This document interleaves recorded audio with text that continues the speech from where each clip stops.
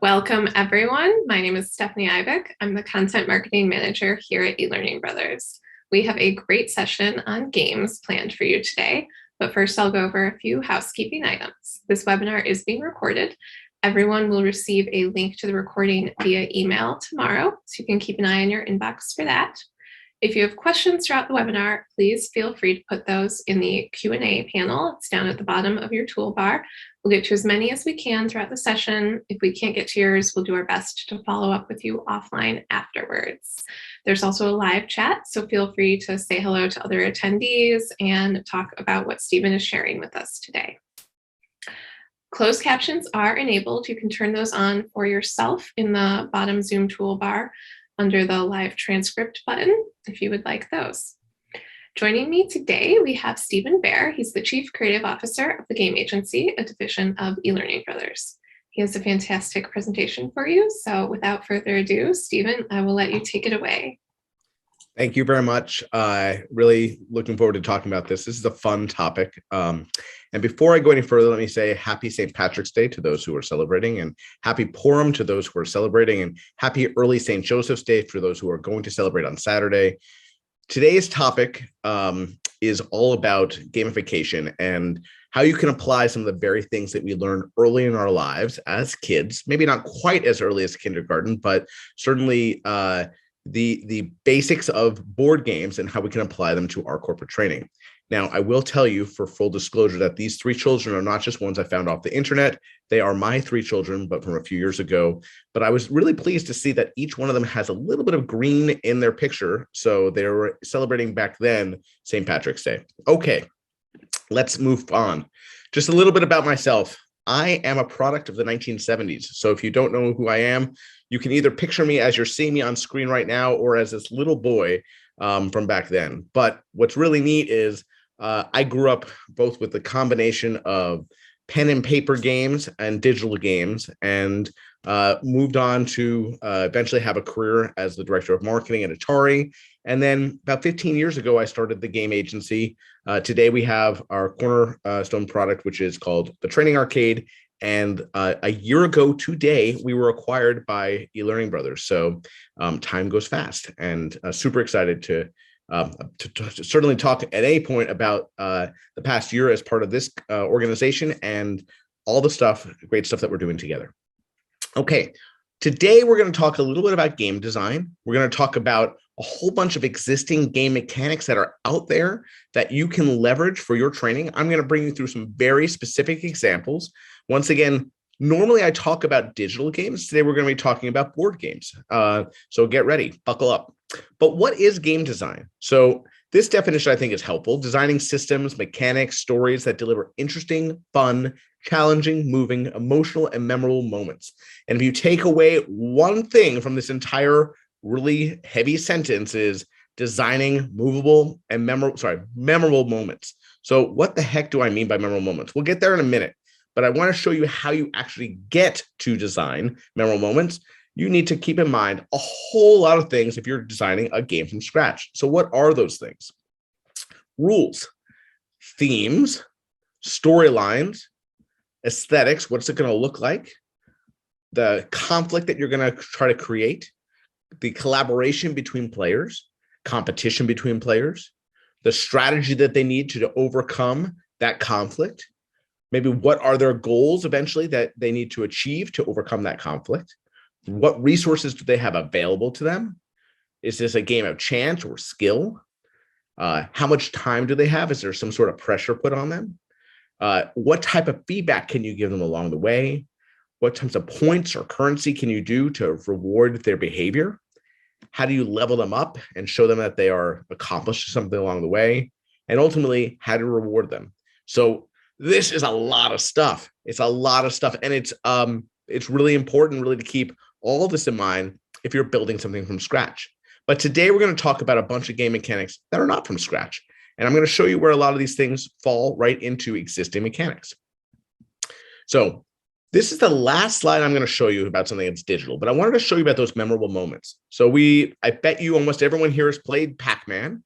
And so I think there's a great example because whether you're beating a level or eating pellets, or eating a ghost, or eating bonus fruits, or having a really close call, or losing a life, or outsmarting the ghost, or going through a tunnel, or dozens of other things that you could do in this game.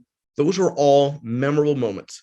They create a little bit of adrenaline, excitement, and they help you really think about staying with the game, repeating the game, and stuff that you're going to take away from the game. Okay, so like I said, we are going to talk about pen and paper games today, mostly board games. And I think that this is just as fun and something that's probably often overlooked as a medium for worth thinking about.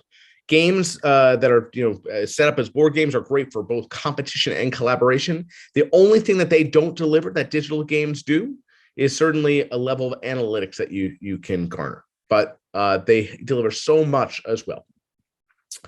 When you think about games, and this chart, by the way, relates to a board game or a digital game, think about it in a few different ways. You want to think about probably 3 acts. The first is, how do you introduce or set up the game? Then how do you create action? How do you get the stakes to be higher? What's the confrontation over time? And ultimately, that may culminate in a crisis of which you're going to do something and resolve it. That's act 3, all right? And along the time, whether you're, once again, playing a board game or you're playing a digital game, you want to find that perfect player flow right in the middle where people aren't too anxious, they're not too bored. It's going to probably be a little bit of a roller coaster up and down, but you want to stay in that gray zone if you can. So what is that gray zone called? I call it the Goldilocks zone.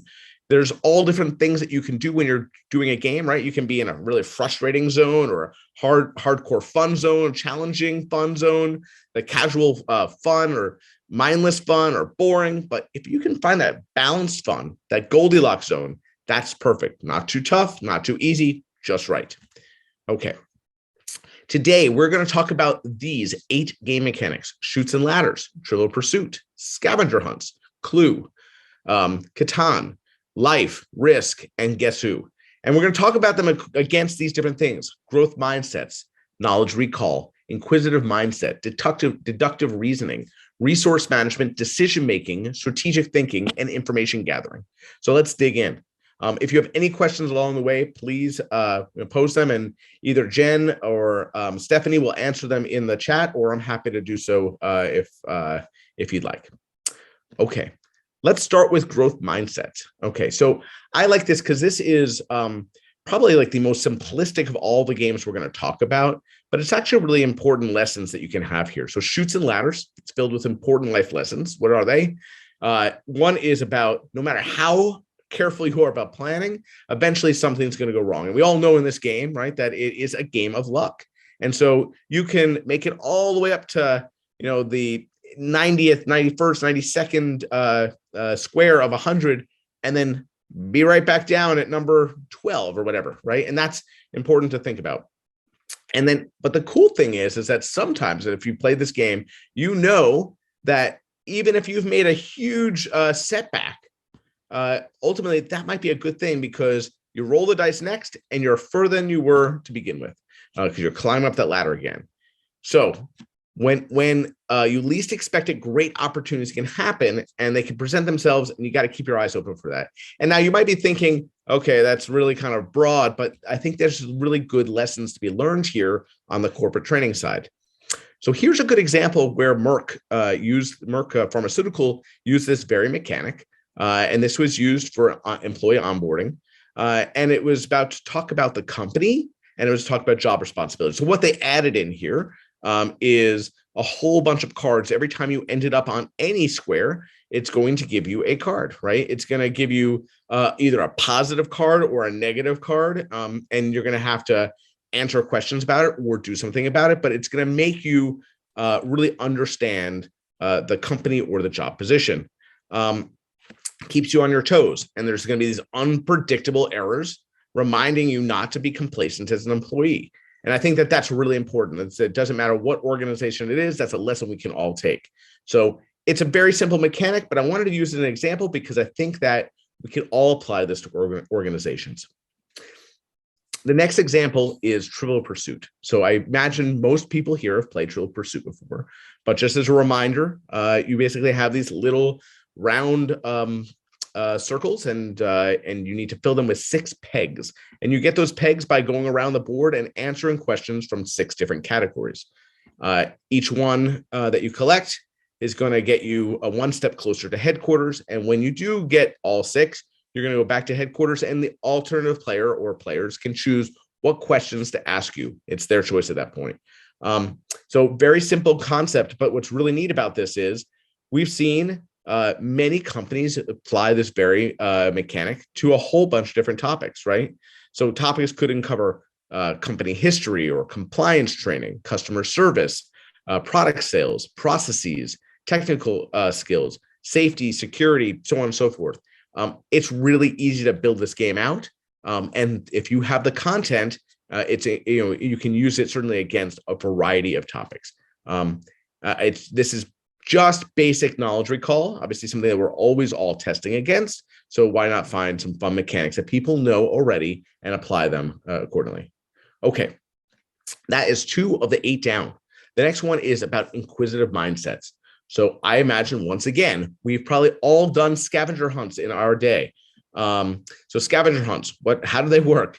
Well, they're going to be a variety of clues, hopefully written in a witty manner. And the whole goal is for you to accumulate a variety of common or outlandish or humorous objects or whatnot, right? But this is something that you can build quickly and easily. And the first team or individual to collect them all wins, right?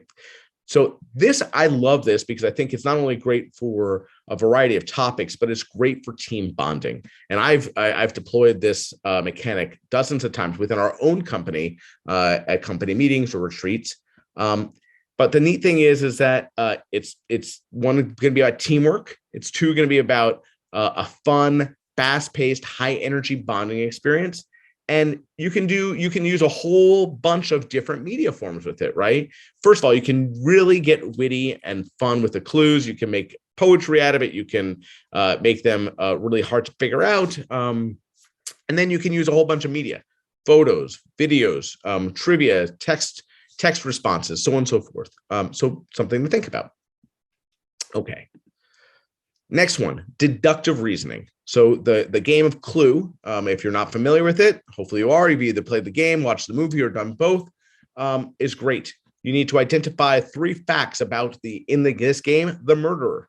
You need to identify information about the location of the murder. You need to understand what weapons is the murderer used. And then once you've done that, you're going to use deductive reasoning to narrow down all the suspects that are out there and identify that very individual and those things behind him and the murder itself.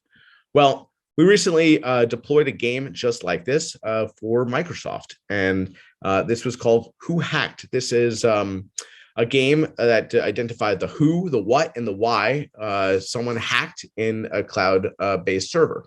And what's really nice is that just like the game Clue acts as an extension of, in this case, a web-based course, utilizing different characters, different situations, different scenarios, and you can apply this to a whole bunch of topics. It's great, certainly for cybersecurity training, but it's also great for a whole bunch of other, root cause analyses within companies, different situations for you to go through. Okay, so that's deductive reasoning. Resource management. This is a lesser known game, but a great one. Settlers of Catan. And in this game, it's basically a resource management game. You need to gather wood, grain, bricks, sheep, stone to build cities and settlements and roads, become the dominant force, right? And players along the way, they're going to learn about resource management, negotiations, analysis of your current environment and how it impacts your chance of winning. What's great is that this mechanic can be used for so many different things. When we think about business simulations, fantastic. There's a lot of different things you can do. So here's a one that's a slightly different example, but it's about bioeconomy. It's a cooperative game focused on environmental workforce training. So in this, people are divided into teams. So it's collaborative, cooperative play, and they are acting as communities within a city, and they're tasked with minimizing the waste that goes into landfills. And instead of doing it, current practices. They've tried to figure out how do you reuse and recycle and innovate. And what's really neat about this is that you ultimately are, focusing on how do you do a whole economy, if you will, around that recycling technology infrastructure. So it's practicing those, teaching those very practices within your organization. But you can build this around anything. This is just a great example of, I think, a off the cuff type of way of using a resource management game. Okay, the next one, decision making. With decision making, I think life is a great example. So in the game of life, players are going to simulate a person's travel from college all the way to retirement. And they're going to have different things like jobs and marriage and children along the way. In this game, it's not necessarily the person who gets there first who wins. It's once everyone's retired, they're going to count their cash. They're going to look at all the cards they have and all the things they've done, the kids they have, the pets they have, the houses they have. And they're going to, the highest total wins. So here's an example of where this has been used, once again, in a very nuanced industry. So the triumph, title triumph rather, is a twist on the game. In this case, we're focused on topics like closing and escrow and search and exam and commitments and policies and general industry knowledge. And this is a good example of where within an industry, you can have something that's very specific that's going to focus on just those types of things. Along the way, it's about that life journey, and it's about making those decisions about what you're going to do. And each decision is going to have a repercussion, maybe a positive repercussion, maybe a negative repercussion. This is something I talk about often, which is about immersive assessments. Now, I often talk about it in a digital format, right? But at the end of the day, what I think that games can do, whether they're digital or they're pen and paper like this, is that they're going to put you in the moment as a learner. And they're going to require you to engage with the content. And they're going to require you to make decisions along the way. And there's a few things that are happening here. It's not a passive learning experience. It's a very active learning experience. Immersive isn't just about having goggles on your head. It's about really being surrounded and engaged with the content. And any type of game is going to allow you to do that. In this game, this game can be done certainly as instructional led, or it can be done as individuals. But when it's done as instructional led, there's a facilitator who might look at the strengths, the weaknesses of each of the decisions and give you feedback along the way. And I think that that's another thing that's great about games. Once again, digital or pen and paper, where you as an instructor can really lean in and say, "Oh, I saw you made that decision. Let's talk about it." So that's I think really critical. Okay, the next thing, strategic thinking. Hopefully everyone here has had the chance of playing Risk. Well, Risk is all about strategy, a little bit of luck, but really all about strategy, right? So players, they aim to conquer their enemies, the territories, then they need to build their armies and move their troops and engage in battle, which unfortunately with everything that's going on over in Europe right now, this feels also familiar, right?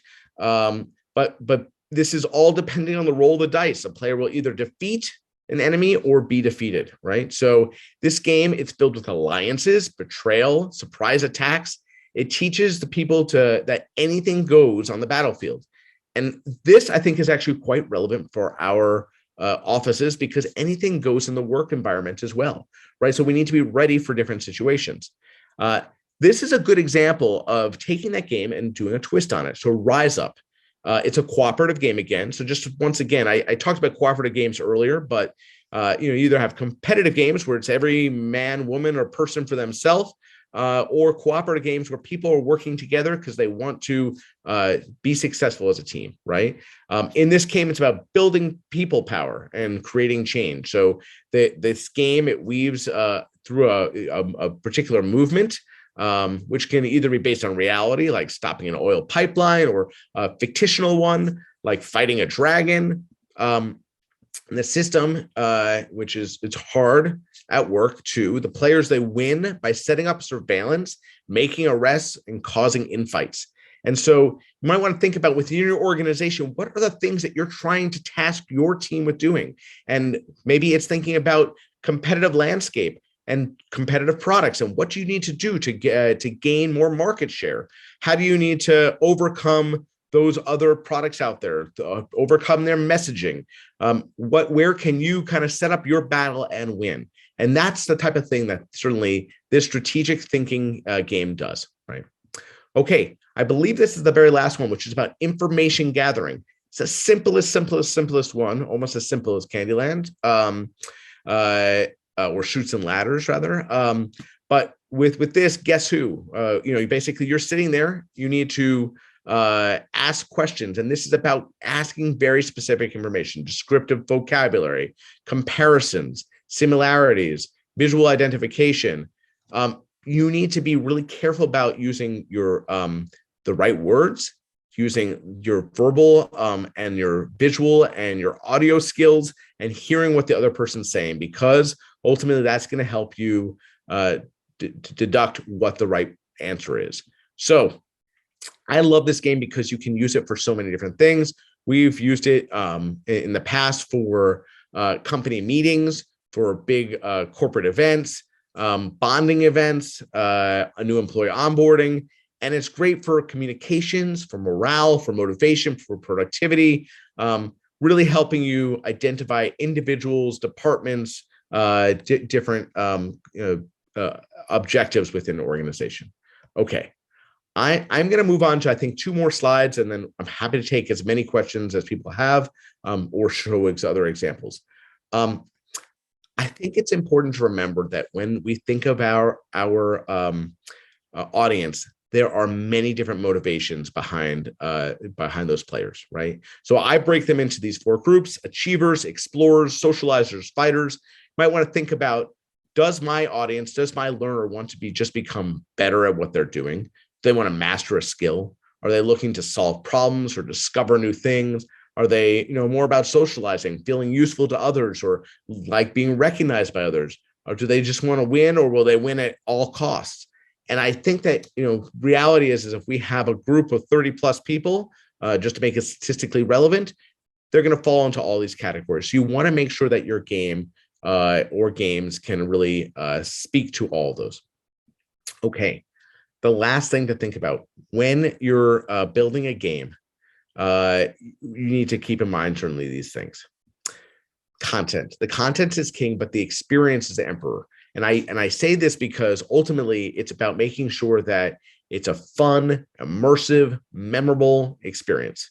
The next thing is, if you can, build a story around it. Learners really relate to storyline, and that's what's going to help it be most memorable.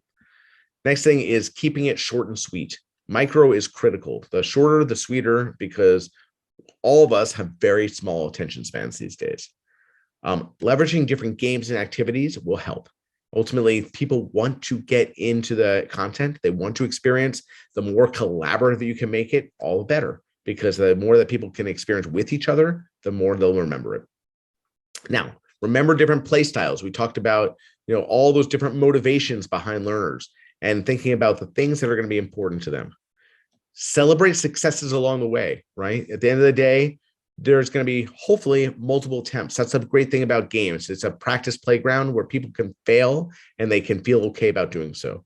And the last thing is, don't let technology prevent accessibility, right? And that's this whole presentation is just showing you examples that are digital free, right? Let's just get back to the simple things. Let's get back to pen and paper. Let's get back to board games. And you can really take a lot of these concepts and apply them to your content. So I'm going to stop there. Happy to take any questions that people have, and let's dig in. Hi, Stephen. One question that we see from Barbara here that we get a lot, which is funny, is she says that she's tried to do games before and her boss just isn't into it. So do you have any suggestions as to how to convince a manager who just doesn't really believe that games are good for corporate training? Yeah, well, so there's a few things about games I think that are worth talking about. And part of my answer is going to be looking at digital games, because they have just a tremendous amount of data. uh, what we see is with games is on the data side that people will engage with them on a much deeper level, right? There's passive learning. I'm going to read, I'm going to watch a video, I'm going to attend a lecture. And the reality is that the retention rates for that type of learning is just substantially lower, right? But once you actually immerse the learner in the content, you're going to see the data that the retention rates are going to be much higher in the long run. But the other thing is, it's just going to be a much more memorable learning experience and a much more positive learning experience. And the other thing I would think about for any managers who are skeptical about using games is that today, as we're trying to hopefully get out of this pandemic, companies need more than ever a way of bringing their employees back together, building a culture, allowing people to collaborate and really bond with each other and build up that culture again. And so games are one of the few mechanics from a training perspective that really allow you to do that. So hopefully that's helpful. Yeah, thank you. Krista has a question. She says, when designing/developing a gamified approach to corporate learning, how do we leverage a board game approach when I have team members who work remotely? So it's a great question. So some of these games, not all of them, but some of these games can certainly be recreated as digital formats. So for instance, I want to give that some thought. I can go through them probably in more detail and come back to you. But scavenger hunts are certainly one of the ones that's been done cost effectively and repeatedly in a Zoom format. And I think that's something that we've all had to kind of think about. How do I take my content today, period, and bring my team together and do stuff in a way that's going to be that's going to cater to remote workers. But there's also some of these mechanics can be rebuilt easily in platforms like Lectora and Storyline and Captivate, or if you want to do it in a digital format, or sometimes you can, what we've done in some cases is we've built out board games and we've sent them out and we've had game days or game nights. So there's probably different ways that you can handle it, but it's a good question because obviously we more than ever over the last few years have moved to a remote work experience. So you definitely want to make sure that if you don't have people together, you have a solution against that, but hopefully those are a few. Okay. Rebecca asks, how do you host the games in a safe space so that the competitiveness of the work culture doesn't bleed over? Well, it's a good question. I mean, so we do a lot of work with Salesforce, and I do find that, look, at the end of the day, games, you're gonna have if we go back to sorry, let's just go back to this slide for a second. You're gonna have these fighters who are in the top left-hand corner who want to win at all, no matter what. But the vast majority of the people are just about having either a good learning experience or a collaborative experience, or or just getting better at what they're doing, right? And so I think that yes, there will always be this group here, but for the most part, if you set up the tone of this is about us working together and us accomplishing something. If you think about taking some of the mechanics that are more about cooperative play versus competitive play, you can certainly avoid that. And you're always going to have people who are going to be more active, the leaders, and those who are going to be less active. But I think that's probably those are the few things to think about. Okay, we got some more coming in. Godofredo, I hope I pronounced that correctly, asks, what are possible gamifications for an individual-based online learning, e.g. online learning for planning, writing, and presenting business cases for decision-making on expensive projects? Okay, so I think that there are, I'm going to just jump back into here for 1 second. When we think about some of the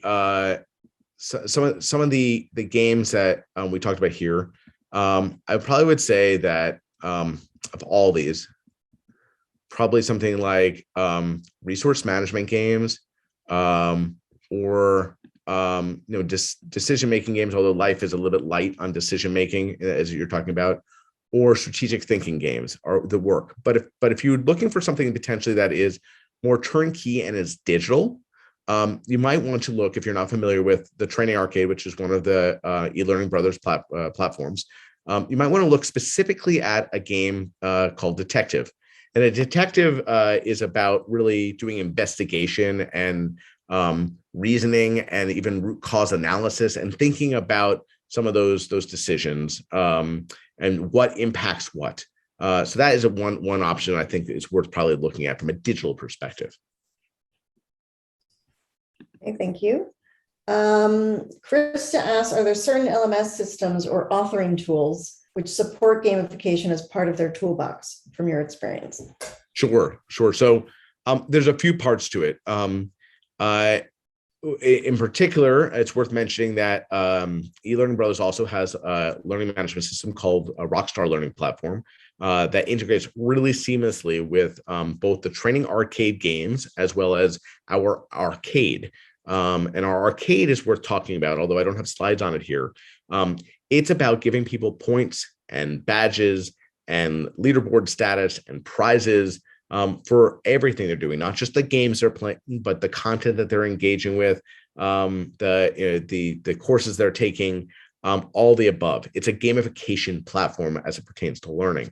And what's nice is it's XAPI compliant as well as SCORM compliant, so it plugs nicely into most learning management systems out there. But it's worth looking at not only that, because it can accomplish that and be your fun zone within your learning management system. And if you're looking for a learning management system, I encourage you to look at the Rockstar Learning Platform as well, because they plug together really nicely. Great.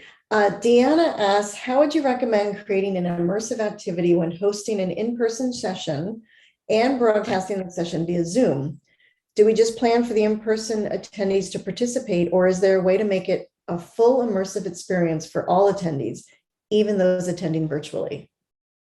Yeah, it's a great question. So, we've done both, and I think it depends on certainly one, the volume of people you have coming from both places. So, for instance, we have a multiplayer game mechanic for our Jeopardy game or our trivia game, where you can play remotely or you can play, on at the event, and you can play simultaneously. It does allow several hundred people to play. But and from a facilitator standpoint, it's about managing both those groups. So in some cases, we have some facilitators who are really comfortable managing people remote and in person at the same time. And in some cases, we break it out and do 2 sessions where people are, you have a remote session and an in-person session. But you can certainly take some of the same game mechanics, those happen to be 2 examples, and really pull everyone together with that same type of content. From a data perspective, also, it's really neat because you can look at the level of engagement, both remote as well as in person, and the knowledge as well. The other thing you can do when you think about some of these digital games is worth mentioning one last time is when it comes to digital games, is worth thinking about the data. So not just the level of accuracy, but also the risk tolerance that people have, the misconceptions that people have, and real time taking that data and saying, I noticed that 30% of the room or that this group don't understand this concept. Let's step back for a second and talk about it. I think that's critical. Once again, whether it is something you see in an analytics dashboard or something you're seeing as a result of seeing a whole bunch of people playing a board game as you're walking around a conference room. Okay, great. And I'm also going to paste in the chat. We host a live multiplayer Jeopardy game every Friday, and that is certainly a mechanic that you can use to engage both virtual and in-person attendees. So I will post that in the chat. We do that every single Friday. So there is another question from Destiny. She said, is there ways to help identify the types of motivation of your learners to help better tailor the training?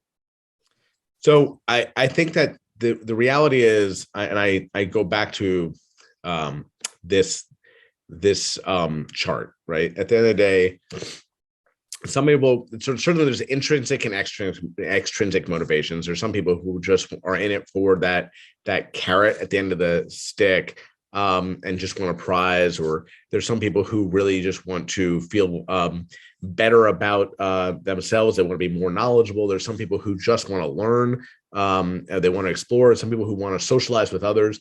I think the reality is it's hard if you have a decent sized group not to have all these motivations that you need to address. As far as, we do sometimes pre polls of our audiences to understand what are the things that they want to get out of the session. And I think the combination of knowing that, as well as knowing that what content you want to teach about, you can take those two things and identify what the right mechanic is, right? Because ultimately it might be about strategic thinking, but if you have a very competitive group, a cooperative game may or may not be what you want. If you have a very social group, a cooperative game is great, because ultimately it's about people working together to come up with a solution. So hopefully that helps a little bit. Okay, great. Krista, a different Krista, asks if you could talk a little bit about branching path games and how that works and how to create one. Okay, sure. I may stop sharing for 1 second. Actually, I will stop sharing for 1 second. I'll just pull something up on my screen.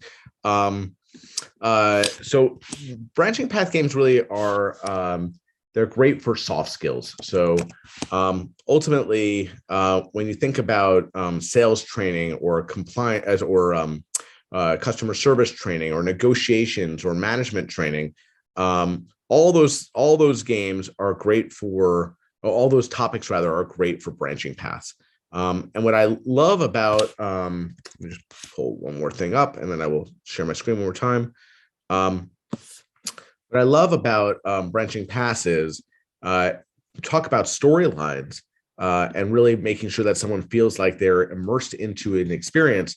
Ultimately, you can just do just that, right? You're going to build out a storyline with a whole bunch of different videos, and you can see within our scenarios game, which is an example of a branching paths game, you can do a few things. You can ask multiple choice questions, multi-select questions. You can have different image match, text inputs, but along the way you're going to throw in videos. You're going to have someone choose what the right answer is. You're going to assign different points to it. This is a really optimal answer or a suboptimal answer. This is the only correct answer or one of a few correct answers. And then you're going to push them off to the next video, the next feedback loop, right? And what I love about this is as close as you can get, certainly, to simulating out different conversations that you might have with a customer or that you might have with an employee or a manager or someone you're negotiating with. And you can go through these different scenarios, one by one, whether it's about objective handling or objection handling or about negotiations or whatnot, and work your way through a scenario and see what works and see the feedback that you're getting along the way. And what's nice also about these games is that I'm just going to launch one of these just as an example. And you can see, I think hopefully this has a tutorial set up on it. There's a few things. You're going to have scoring along the way. You have a different way of either seeing this happens to be a toggle from either losing to gaining, or you can call that whatever you want, or from 0 to 100. You have your feedback along the way that you can look back at any time and see what your history was. And it's a nice way to go through a different situation, really understanding, am I making the right decisions, and if I'm not, why are they not the right decisions? So I can this is a whole webinar on its own, and we can send you certainly plenty of videos. Maybe Jen, if you're able to post some of the videos we have about scenarios and branching path design, because we have a whole bunch of content on it. Will do. I don't see any other questions. Maybe we will wait a few minutes to see if anybody else would like to talk about some game-related topics.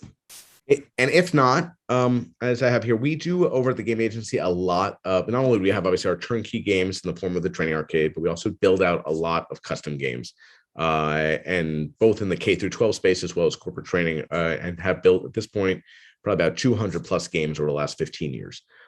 If you want help in thinking it through, if you want help in building something, please reach out. We're always happy to support and love doing it. So.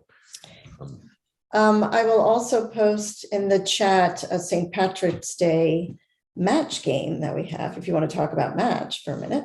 Yep. So match 3, if you're all familiar with Candy Crush, which is one of the most popular game mechanics in the iOS App Store and the Google Play Store, we built a match 3 game. And what's cool about that is that this really does marry your recall type of mechanics. So for instance, multiple choice, multi-select, image match, text input, polling questions, and it serves them between different levels.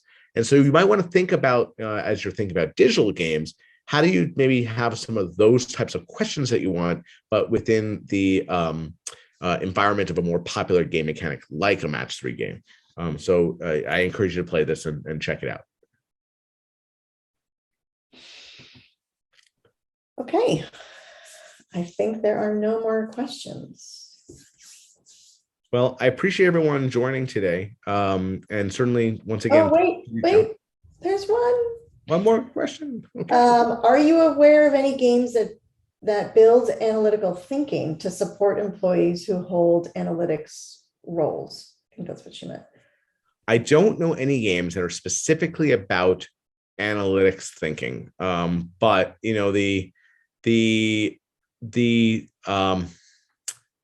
it's interesting. I'd love to know a little more about that. And please, I'll put my Jen, if you want to put my email in here, I'm happy to provide more information. But like for instance, the detective game is a really interesting one, right? Because it's about the root cause analysis. So it's pretty darn flexible and something that you can build around a whole bunch of different scenarios. So that might be something to look at. But as far as pre-built games that are about analytical thinking, not off the top of my head, no. I think that's all the questions that we have, Stephen. Thank you so much for sharing all that today. And as Jen just posted in the chat, she shared the link to the training arcade. So that detective game Stephen was talking about, the match game that we shared a link to as well. Those are all part of the training arcade, and you can schedule a demo or sign up for a free trial if you want to learn more about any of those games. They're really awesome and very easy to build. Thank you so much, Stephen. This was great. We hope to see everyone on our next webinar and hope you all enjoy your St. Patrick's Day. Thank you all. Pleasure. Bye. Happy St. Patrick's Day.